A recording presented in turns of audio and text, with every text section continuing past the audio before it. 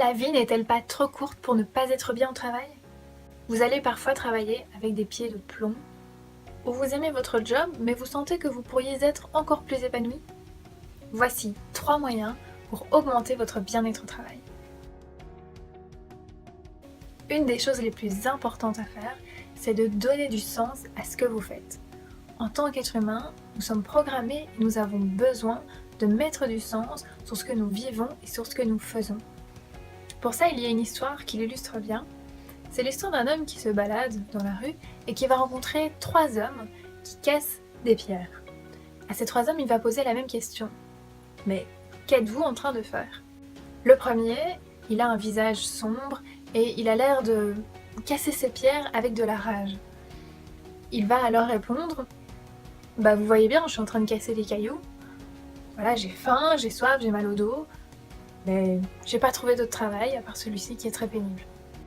Le deuxième, il a déjà un visage un peu plus ouvert et il a l'air plus serein.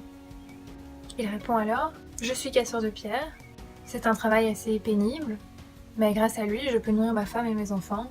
Et puis bon, je suis au grand air, donc ça va, y a pire. Le troisième, quand l'homme arrive vers lui, il le voit avec un grand sourire et casse ses pierres avec beaucoup d'enthousiasme.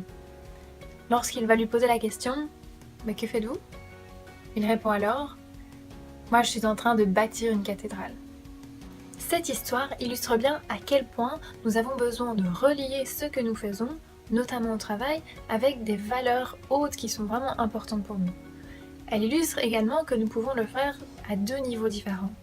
Le premier niveau, c'est le faire de manière plus indirecte, par exemple, comme le deuxième monsieur de l'histoire, et donc on peut se dire par exemple, voilà, mon travail je l'aime sans plus, mais il me permet d'avoir une sécurité financière, de pouvoir subvenir aux besoins de ma famille, ou on peut se dire aussi, j'ai beaucoup de congés, etc. Et donc ça me permet d'avoir du temps en dehors de mon travail. Voilà, ça ce sont des valeurs qui sont importantes pour nous, la famille, la sécurité, mais qui sont remplies de manière indirecte. Après, il y a un deuxième niveau, comme le troisième homme de l'histoire, où on peut relier directement ce qu'on fait au fait de contribuer à quelque chose de plus grand et qui est important pour nous, comme la cathédrale dans cet exemple-là. Et donc, par exemple, ça pourrait être, imaginons un comptable pour qui l'écologie c'est très important, ça pourrait paraître incompatible, mais il pourrait très bien décider de faire de la comptabilité pour une entreprise ou une SBL qui œuvre pour la préservation de la planète, pour diminuer la pollution, etc. Donc l'important c'est vraiment de relier ce qu'on fait à des valeurs qui sont importantes pour nous. La deuxième chose très importante, c'est de créer des relations au sein de son milieu professionnel. Des recherches montrent que les relations que l'on a au travail, c'est un des indicateurs qui va le mieux prédire le bien-être qu'on va ressentir dans ce domaine-là. Et c'est normal, puisque nous sommes des êtres sociaux, et donc même les plus solitaires d'entre nous, nous avons besoin de ce sentiment d'appartenance, de nous sentir reliés à d'autres personnes et d'avoir des contacts avec les autres.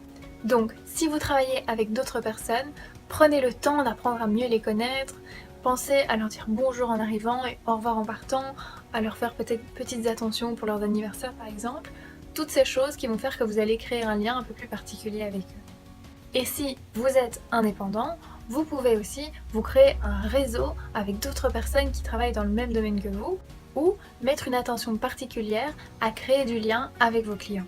La dernière chose, c'est de prendre votre bien-être en main.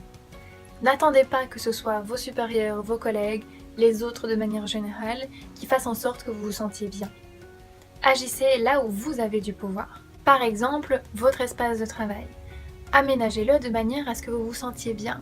Peut-être que c'est en mettant des plantes, qui sont reconnues pour favoriser la créativité, ça peut être en mettant des photos, ou en organisant bien vos affaires.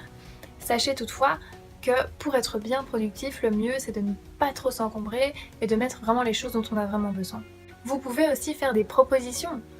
Si je reprends l'exemple de mon comptable pour qui l'écologie c'est important, il n'aura peut-être pas l'opportunité de travailler dans une entreprise qui répond à ses valeurs. Par contre, il pourrait proposer à son supérieur d'utiliser plus de papier recyclé ou de faire du covoiturage. Là où vous avez également du pouvoir, c'est sur vos pensées et sur votre état d'esprit. Peu importe là où vous travaillez, avec qui et ce que vous faites, c'est vous qui décidez de comment est-ce que vous allez percevoir les choses, et donc concentrez-vous aussi sur ce que vous aimez, faites ce qui vous plaît le plus et là où vous vous sentez le mieux. Donc, en résumé, Donnez du sens à ce que vous faites en le reliant à des valeurs qui sont importantes pour vous. Créez des relations de qualité au sein de votre milieu professionnel. Et prenez votre bien-être en main en agissant là où vous avez du pouvoir. Partagez cette vidéo avec vos collègues pour créer ensemble une ambiance de travail qui soit la plus épanouissante possible. Je vous dis à très vite dans une prochaine vidéo et d'ici là, prenez soin de vous.